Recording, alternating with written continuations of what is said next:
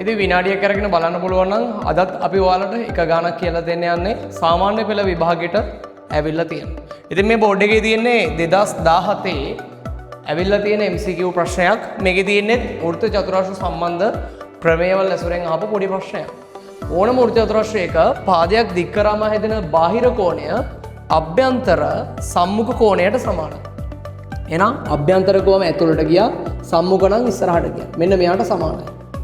දැන් අපිට මෙන්න මෙයා කීයද කියලා දීලා නැහැ. ඒක අපි හොයාගන්න ඕන කීයද කියලා. හැබැයි ඒක හොයාගන්න අවශ්‍ය දත්ත ටික දීලා තියෙනවා.